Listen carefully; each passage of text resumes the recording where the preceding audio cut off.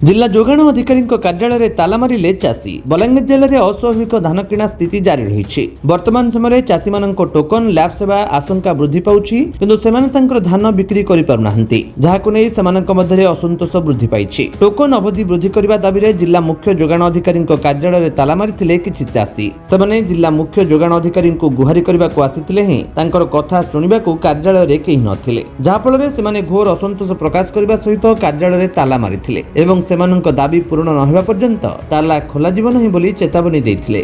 मोना सीताराम नाइक लोहा खान माने लेगा ब्लॉक बलांगीर जिला आम धान चाषी भाई मैंने आम धान पड़े रामचंद्र पंचायत रे तेणुक आम टोकन माने माने सरीगलान लास्ट माने गला सुलह आम माने पारी कटिगला फिर बढ़ी माने 22 तारीख तो बढ़ी बोले आज 21 कल के 22 जदि आम धान उठला बोले आम चाषी मैंने केन्ता अवस्था आम रहमु से आम आसिक ये आम नेले आम धान आम बिक्री कर पारमु।